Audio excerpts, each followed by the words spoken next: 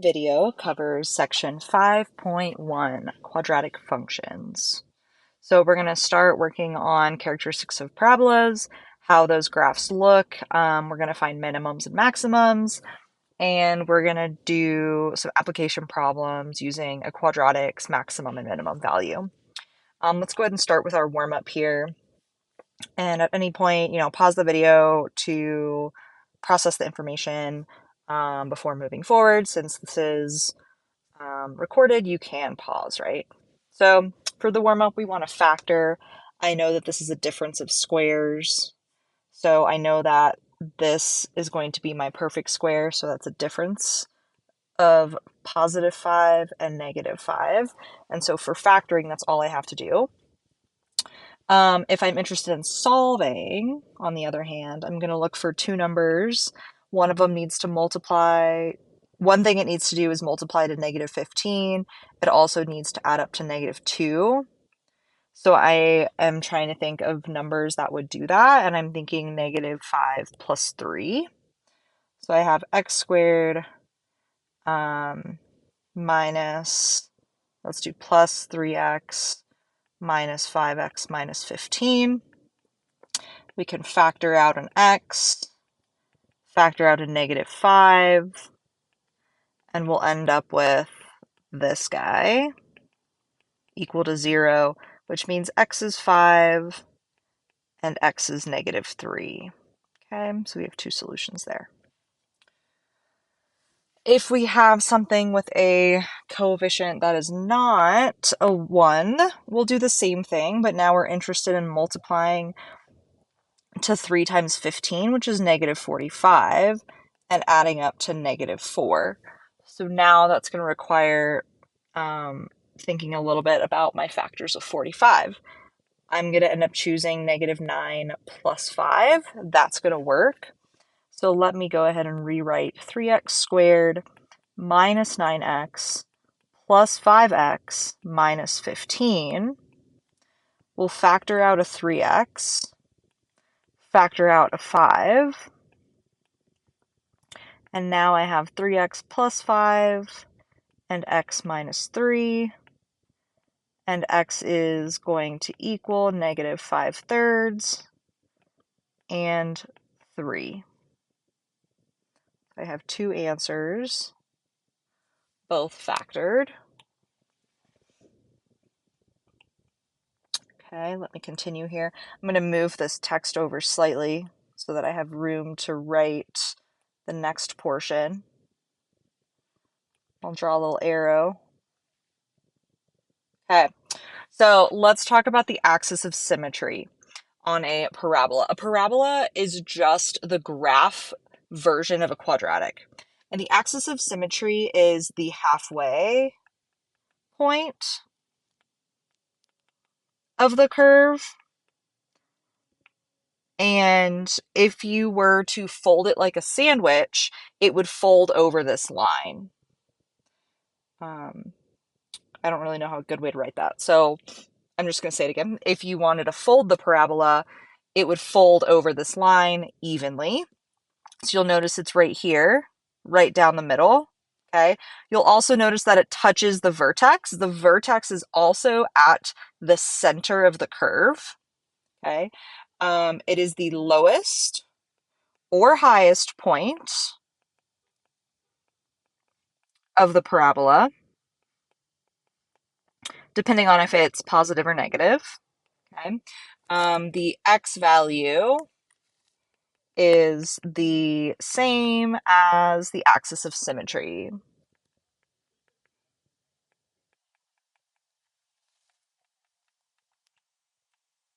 Okay. Now, in order to find the coordinates of the vertex, you might not have it in front of you. There is an equation. Your textbook, if you've been following along in it, uses h instead of x sub v. I like to use x sub v because it reminds me that I'm looking for the x coordinate of the vertex. And the equation is -b over 2a. So that comes from your standard form of ax squared plus bx plus c. okay? Let's do an example of that here on the next page. So in this example, I'm interested in finding the vertex, intercepts, and then I'm going to draw a sketch. So for the vertex, I have the x-coordinate is -4 over 2a, which is -4 over 2, or -2. So that is the x-coordinate. The y-coordinate, which I glossed over, is when you plug in that value into the equation, you get the y-coordinate. So if I plug in -2 squared plus 4 times -2 plus 3, that is going to get me my y-coordinate.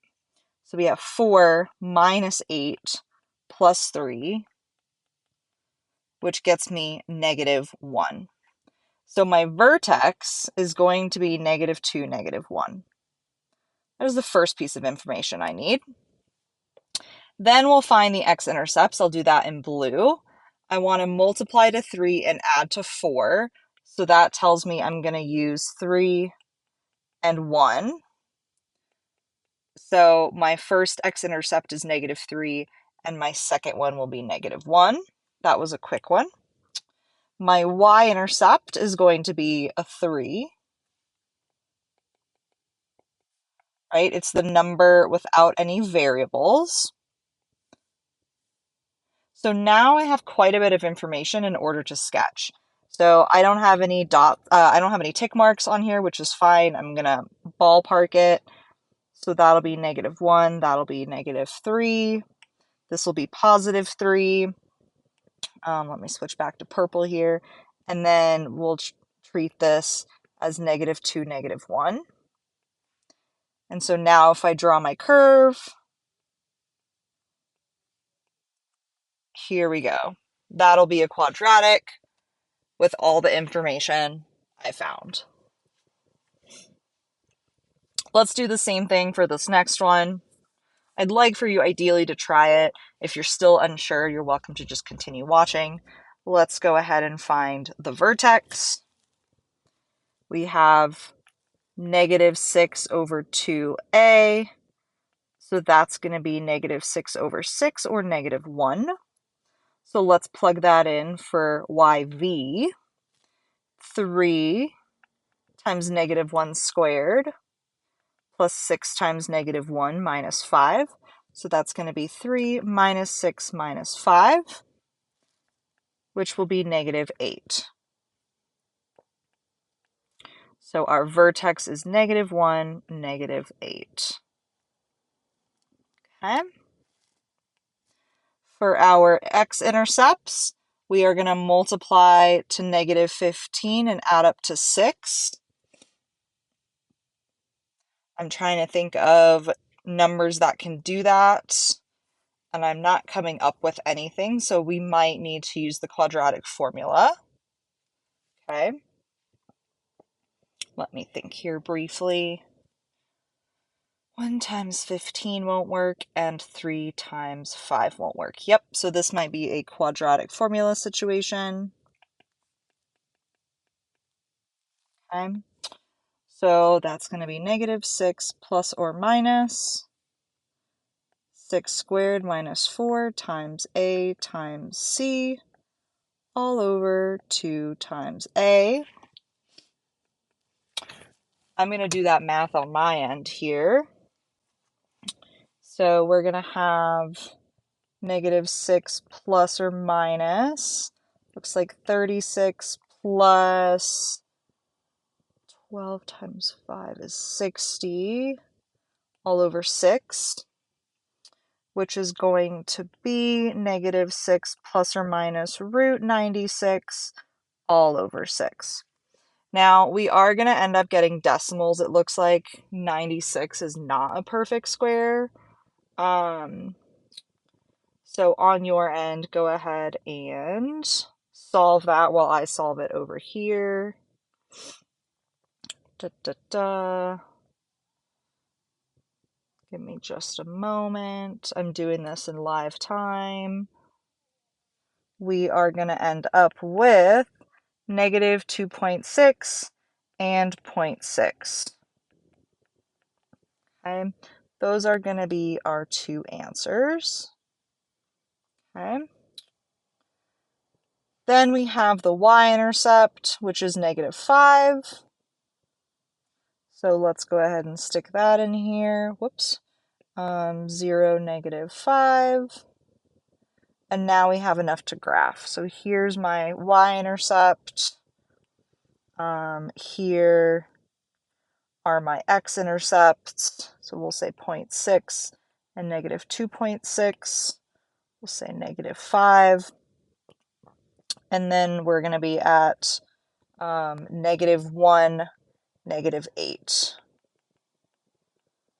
Okay, rough sketch, nothing super crazy. And then I will draw my curve. Okay.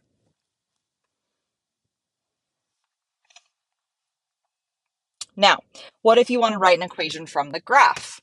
That's going to mean starting with your vertex, right? We talked about there being a form of the equation using vertex form, and it looks like this.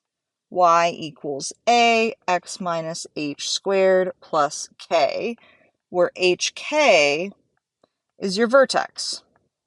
So this is a good starting point. A is your stretch factor. So let's go ahead and plug in what we know. We know our vertex is -2, -3. So let's go ahead and plug that in. X minus -2 will be +2, and then -3. Now I need to find A. So I'm going to choose my y-intercept to plug in. -1 equals A, 0 plus 2 squared minus 3. I need to go ahead and solve for A. Okay, I'm going to add 3 and I'll have 2 equals 4A, or A equals 1/2. So that means my function is 1/2 parentheses x plus 2 squared minus 3. That is the equation of the function.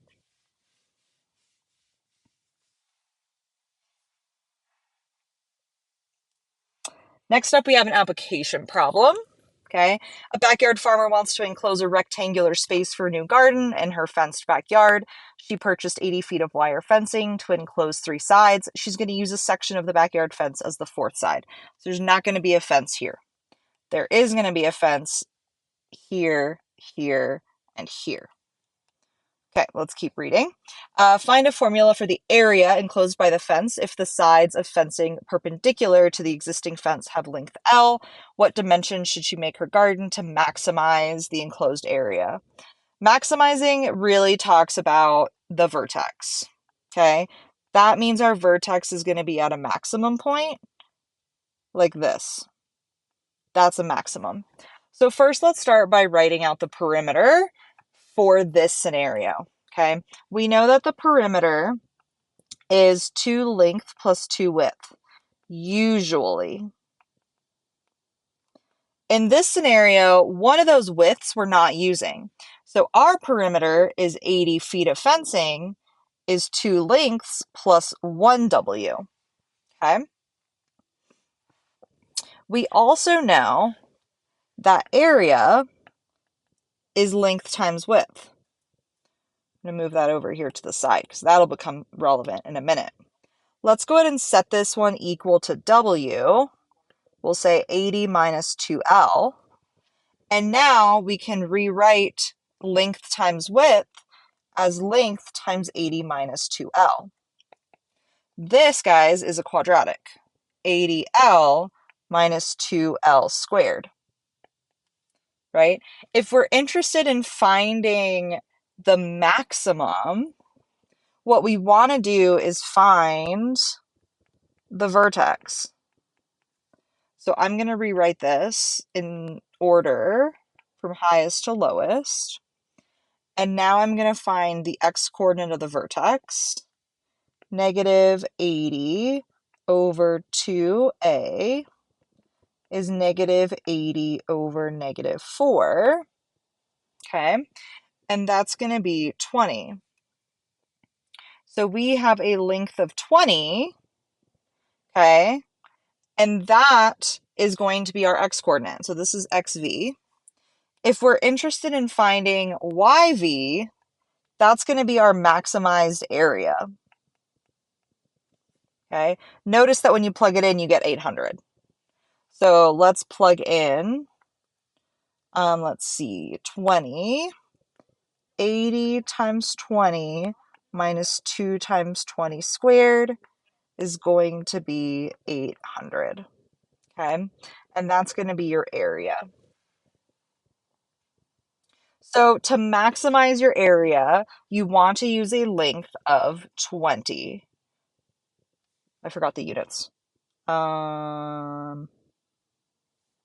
Feet.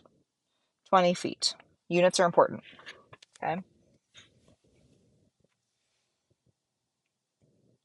Let's take a look at another application problem.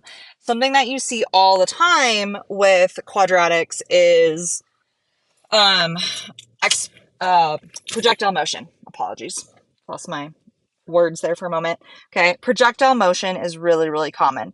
Projectile motion is like a ball being thrown in the air or jumping up and then coming back down. So no matter what you throw up, it's going to come down because gravity exists. So in this scenario, a ball is thrown upward from the top of a 96-foot building at a speed of 80 feet per second. The ball's height above ground can be modeled by this equation, which is given. When does it reach maximum height? What is the maximum height? And when does the ball hit the ground?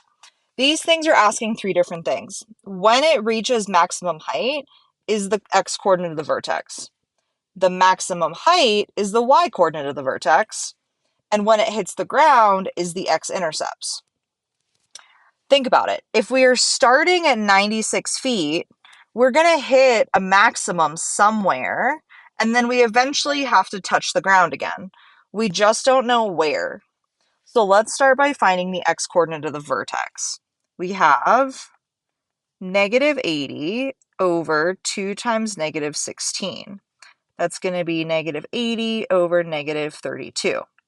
Yes, it's fine that this is going to be a decimal because we're working with time and we're not really expecting this to be a perfect number.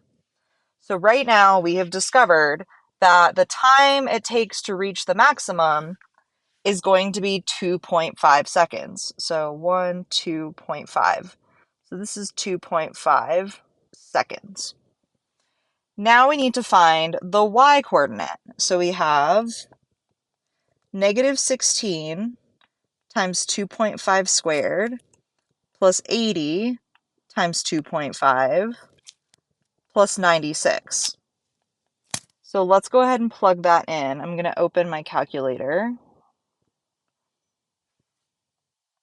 because I don't have one otherwise to show you. So negative 16 times 2.5 squared plus 80 times 2.5 plus 96. So we reach an overall height of 196 feet. Close that. We don't need it anymore. So our maximum height is 196. So right around here. Okay. 196. Finally, we need to find our x-intercepts. That requires using the quadratic formula. So negative 16 t squared plus 80t plus 96 equals 0. Let's plug this into the quadratic formula and solve. At this point, we've used quadratic formula quite a bit. You are going to end up with two answers. One of those answers is going to be negative. You are not going to use the negative answer. Okay? It doesn't make sense to use a negative number as your answer because time isn't negative. So it's not going to be a valid answer to the problem. Okay? The correct answer is going to be 6. The negative number is -1, if you're curious. Okay, so 6 seconds is when it hits the ground. So that allows us to draw this curve showing the motion of the ball. Okay. The last question is similar. This should be negative 16t squared, not t2. And again, Jason is cliff jumping in Acapulco. He's having a good time. Time is in seconds, h is in feet. How long does it take for him to reach his maximum height? What is the highest point that he reaches? And when does he hit the water? Same exact scenario. So let's go ahead and find the x-coordinate of the vertex. Then we'll find the y-coordinate of the vertex. And then we'll find the x-intercept. Okay? So we have negative 16 over 2 times negative 16, which is going to be 16 over 32, or 0.5 seconds. So it's very quick, okay? He does not go much higher than where he's starting. The y-coordinate of the vertex is going to be negative 16 times 0.5 squared plus 16 times 0.5 plus 480. And I again will split my view so that we can calculate that. Negative 16.5 squared plus 16 times 0.5 plus 480. It looks like 484 feet is his maximum height, so just 4 feet higher than the cliff. Okay. And then when does he hit the water? We have x-intercepts that we need to find. So negative 16t squared plus 16t plus 480 equals 0. Again, quadratic formula is your friend here. You will get 2 answers. You want the positive answer. So let's see what that comes out to. It will be 6 seconds and negative 5. So remember, that's the one we don't want. It doesn't make sense. Okay. Now, if I were to graph this, which I did not give you a graph, but we can draw a sketch. We started at 480. Okay. And then we touched down at 6 seconds. Whoops. And at 0.5 seconds,